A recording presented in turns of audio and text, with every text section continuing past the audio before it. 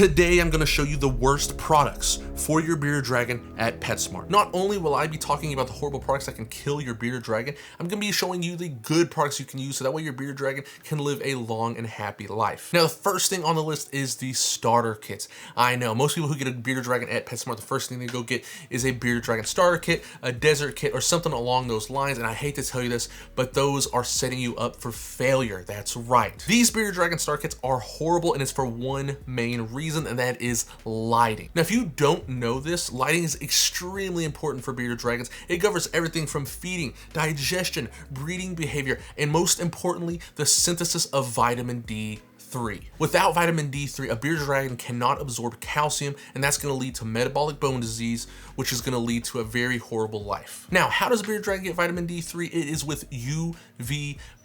And I know what you're thinking. You're probably thinking, oh, the starter kits come with UVB. I'm okay. Wrong. Every single starter kit I see comes with this right here, a coil UVB, and these are horrible for bearded dragons. This is one thing that's going to set you up for failure. This right here is terrible. It doesn't produce enough UVB for a bearded dragon, and we know this because we could test it with a solar meter. So bearded dragons need UVB around 3.0 to 7.4 on a solar meter, and guess what these bulbs produce? Almost nothing. At most, on top of a 40-gallon tank, you're getting a 0.6. Now, there is two different bulbs that these kits come with. The 40-gallon comes with a longer, full-size, compact, fluorescent UVB lamp, while the 20-gallon kit comes with the smaller, mini compact fluorescent UVB lamp. Both of these provide inadequate UVB. Remember, bearded dragons need an absolute minimum amount of 3.0. The mini coil UVB can't even get to 1.0, and the regular one can't even get to 2.0. These lamps are just too weak for what they are sold for. Not to mention, these lamps are actually sold with the wrong fixture. They always come with a regular fixture like this, but they're actually supposed to be mounted sideways in a fixture that looks just like this. This type of fixture allows the UVB to be thrown off from the side of the bulb, which is where the strongest UVB is thrown out. But again, even installed correctly, they still don't hit what we need. Now, I know what you're thinking, well, at least it's better than nothing. No, it's not. They tested these dragons with these coil UVB lamps and determined that none of these compact coil UVB lamps provided enough UVB to enable the synthesis of vitamin D3. Bearded dragons need good UVB to synthesize vitamin D3 so they can absorb calcium. Now, again, with a starter kit, you probably got a little packet. It looks a lot like this, but in smaller form. Reptile calcium with vitamin D3. You're probably thinking, I'm okay. Again, no need to worry. Wrong again. There's actually scientific studies that tested tons of bearded dragons, and they gave a bunch of bearded dragons 4 times the amount of calcium supplements with vitamin D3, and those dragons didn't absorb that vitamin D3 at all. In conclusion, you could feed this by the mouthful and it's not going to make a difference. Your bearded dragon is not going to absorb the vitamin D3 from this. How he is going to get the vitamin D3 is through good UVB. Just 2 hours of good UVB, he's going to make all the vitamin D3 and you have nothing to worry about. Now, like I said, I showed you the bad, and now I'm about to show you the good. What is good adequate UVB? Let me show you. What you want will look like this right here. This is a T5 linear tube lamp, and this is an Arcadia. They have an Arcadia and a Zoomed. Those are the two you want. Those are the only two reliable on the market right now that I have tested, and I've tested a lot of these, including one that's extremely popular. It's on Amazon. It's called Reptile.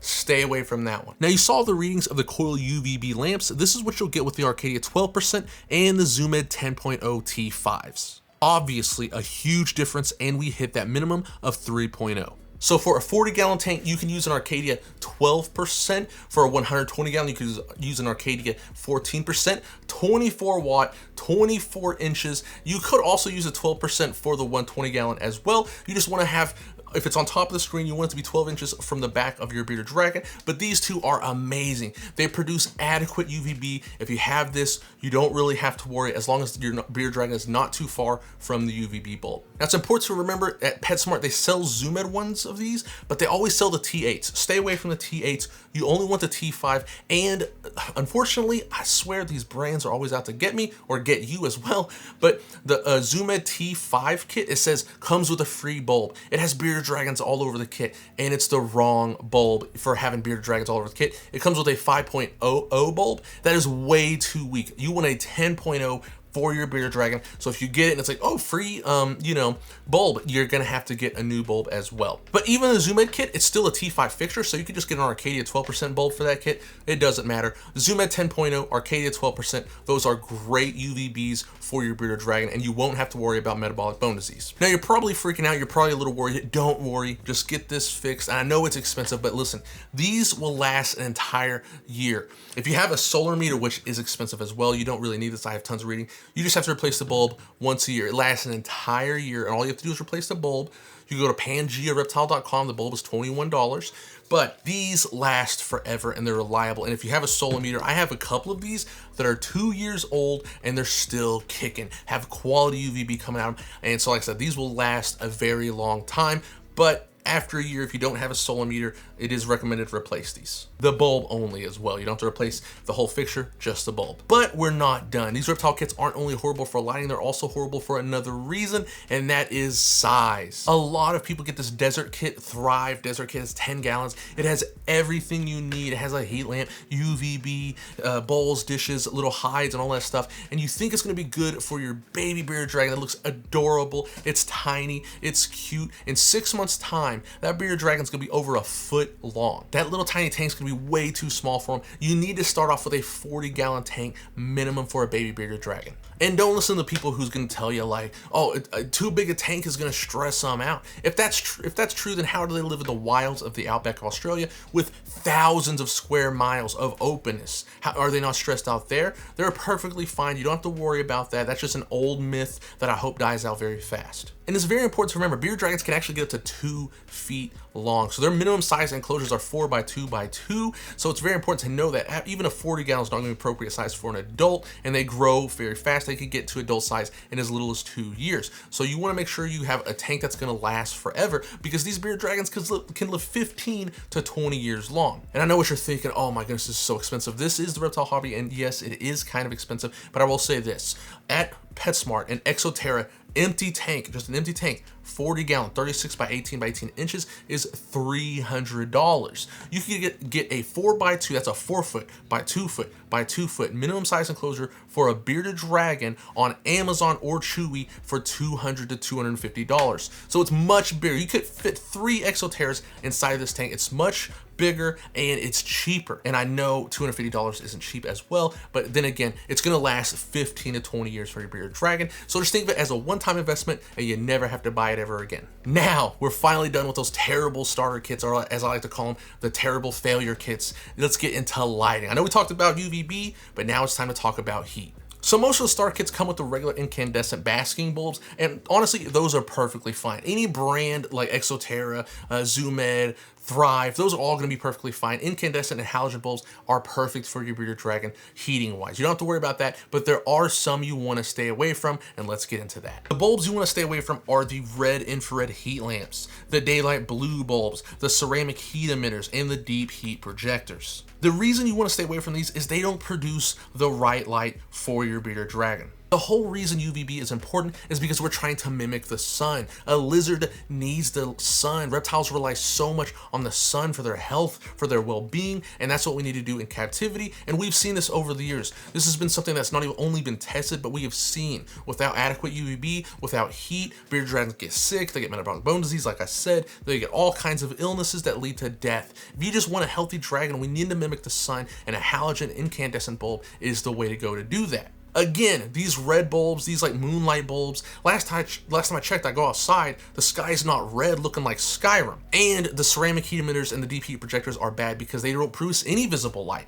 If you go outside and it's just heat raining down from the skies like daytime heat, and you're like, why is it so hot? There's no sun out. That is not, same with the bearded dragons. Bearded dragons don't like that. In the wild, they are from a desert. In deserts, sand don't keep heat very well. So at nighttime in the desert, temperatures drop. It doesn't stay hot forever, and that's all over the world. All over the world, it might get, down to the 80s. It's hot at nighttime, but it's not hundreds like during the daytime. And so that's what we're trying to do. We're trying to mimic that as well. Another thing I see people do often is they keep their lights on 24/7. You don't have to do that. Again, mimicking the sun. So when the sun goes down, your lights should go down as well. So again, any regular heat bulb is going to work for you. The Exoterra ones, the Thrive ones, the Zoom Ed ones, the Arcadia ones, all of those are going to be perfect for your bearded dragon. Just choose whichever brand you want. They all work the same and they're all great. But again, stay away from these other bulbs I mentioned. Now, we've talked about some of the most important things that govern a bearded dragon's health. Let's talk about the second most important thing that governs its health, and that is diet. So if you don't know this, bearded dragons actually come from a very arid environment. That's why they're called desert lizards. But because they come from this environment, they have evolved not to need as water or get water like we do. They don't need to drink it to get the water. They can actually hydrate themselves through the things they eat. That's why you might hear a lot of people say, my bearded dragon never drinks water. How can I get him to drink water? And the reason for that is because most people's bearded dragons are properly hydrated. They're getting fed live crickets, live mealworms, live insects, and fresh vegetables. So bearded dragons will actually eat these live insects, these fresh vegetables, and absorb all that water content from that and stay properly hydrated. It's also another reason if you put a water bowl inside of a bearded dragon tank and he just never looks at it, never drinks it, but say you like accidentally drop some water, he like runs towards it. The reason for that is in the wild, during the rainy season, yes, it does rain in the desert. There's a rainy season in the desert. When it rains, they'll actually run out and sit in the rain and let the water drip down, and they'll drink the water droplets. They do drink that. So if you do have a bearded dragon, you're wondering, how can I properly hydrate them if I'm too worried about the insects and the vegetables, you can actually spray down the tank like a rainfall. And what he'll do is you'll actually see babies. I breed bearded dragons,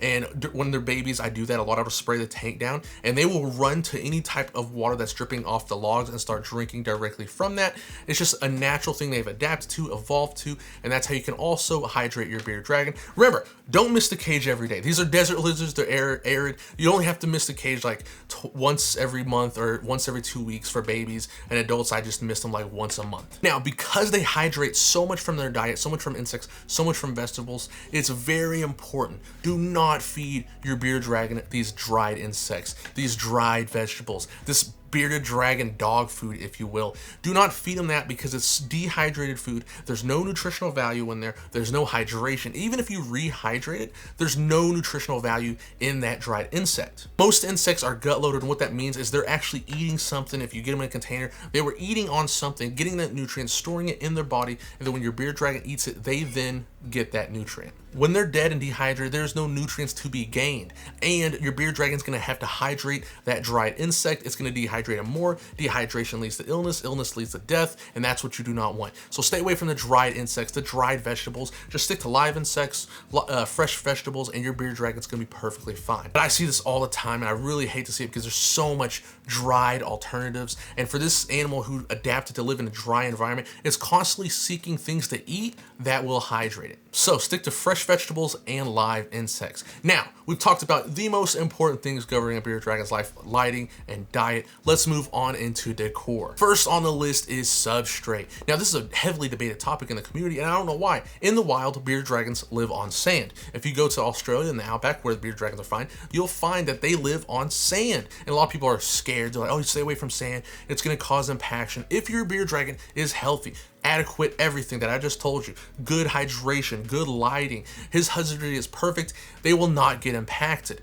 The only reason they get impacted is because of bad husbandry, like I said, inadequate UVB, not hydrated. When they're not hydrated, they're not gonna be able to pass the dirt inside their body. It's gonna clump up and they will get impacted, constipated, and that can lead to death. But that's why we're fixing all of these issues, and you can use substrate. You don't have to worry. But there is some substrates you wanna stay away from, and there are 4 of them. Let's get into it. So the 4 substrates you wanna stay away from is eco earth, ground walnut shells, calcium sand, and reptile carpets. The reason you don't want these is because they are unnatural substrates. Now, again, ground walnut shells, that is natural, but it's not a natural dirt. It's not something you walk around on outside. It is literally the shell of a walnut, and a bunch of companies that shell nuts will get those shells, grind them up, sell them off, sell the waste, that's what it is, a waste, as animal bedding. Sometimes they use them as chickens. Sometimes they even use it as like a sandblaster to remove coat and paint. And I don't know if you ever ate walnuts the old-fashioned way, where you have to shell them and you have to crack them, and you accidentally ate the shell. But that was one of the worst experiences of my life, and if you have, you know what I mean.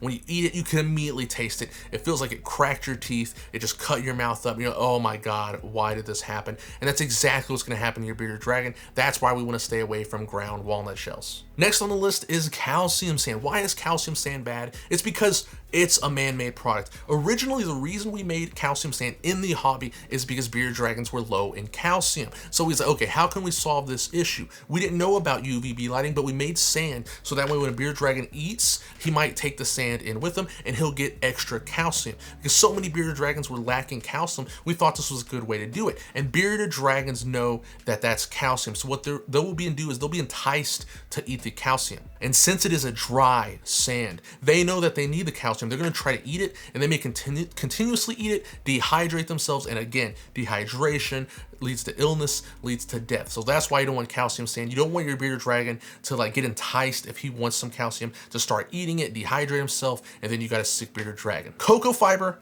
is another one of these. It's a waste product of coconuts. It's literally just coconuts. Again, these food companies, they grind them up. They sell it off as waste product, as plant products, but it is a waste product of food. And I have used coconut core in the past, or cocoa fiber in the past, and it is horrible. I hate cocoa fiber. I'm very avidly against cocoa fiber because it just never worked for me. And I always thought, like, why are we using this? This is just coconut. Just grind it up.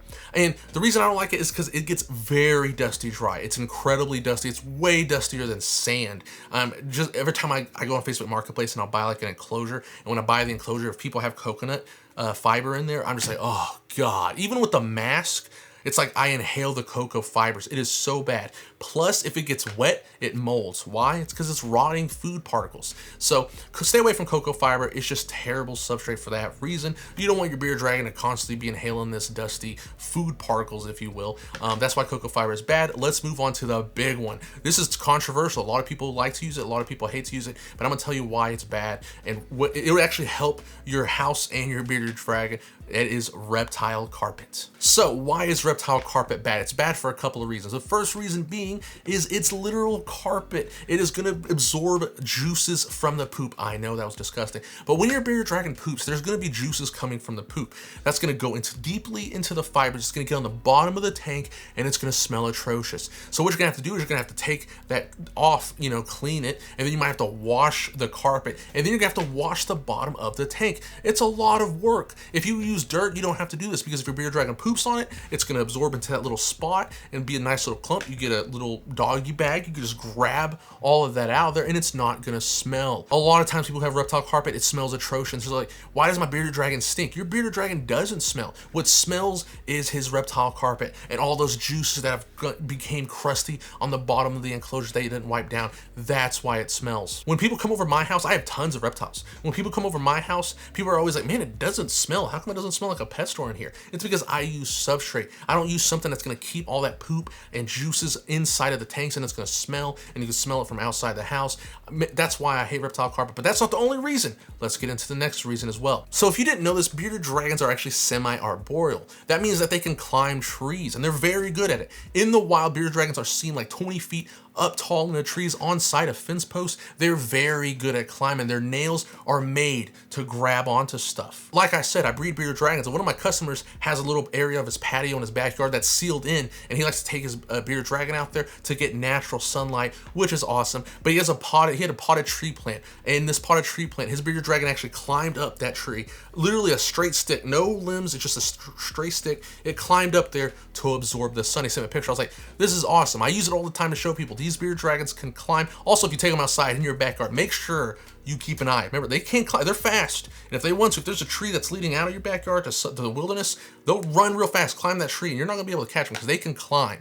Very good. Their nails are made to grab onto stuff, and that's why reptile carpet can be bad for your bearded dragon, because they're so good at grabbing onto stuff. It's going to be grabbing onto the reptile carpet, and he's going to be just getting stuck, pulling on it. There's been a few people in the hobby who have had a bearded dragon get their fingernails stuck in the reptile carpet, and they just yank the entire toe off the bearded dragon. So that's why reptile carpet is bad, is because it can get stuck on the toes of your bearded dragon because their nails are just meant to grab onto stuff. Now again, we talked about the bad. Let's get into the good. So there is good stuff you could use at PetSmart. This includes Repti sand. It's a natural sand. It's the same thing as play sand from Home Depot and Lowe's. You can also use play sand from Home Depot and Lowe's. And Repti soil, what I would recommend is if you get the Repti soil and the Repti sand, you can mix them together 50-50, and you have a great dirt-like substance. Also, excavator clay is good as well, but at Petco, they actually sell Jurassic Australian sand, and it's sand directly from Australia. So you can get sand directly from Australia where the bearded dragons are found and put that in your cage as well. Next up on the list is decor. And there's a lot of stuff at PetSmart that you can use, but there's a few things you want to stay away from. And one of those things is the hammocks. I see this all the time. A lot of people use the hammocks for the bearded dragon, and you're probably sitting there thinking like, whoa, a hammock? Why is a hammock bad? What's the reason a hammock's gonna be bad for my bearded dragon? My bearded dragon loves mine. They love to climb. And I'm gonna tell you why it's bad, and that is because people use it as a basking spot. So to achieve a perfect basking spot, you can use like a tree limb or some rock or slate, something that is gonna absorb the heat from the heat lamp, and it's gonna retain that heat. So that way when your bearded dragon comes to bask, he's gonna also have something warm that's gonna warm his belly while his back is getting the UVB and heat. Getting appropriate temps for your bearded dragon is essential to his health. Your heat lamp could be radiating tons of heat from above, and it could be too hot. You could be using too high a wattage of a heat lamp, and you're not gonna know that because all the heat's gonna be running through the mesh or the holes of the hammock, and you're not gonna be able to get a good temperature reading of the hammock. And that's all there is to it. I hope your bearded dragon lives a long and happy life. If you enjoyed, like and subscribe.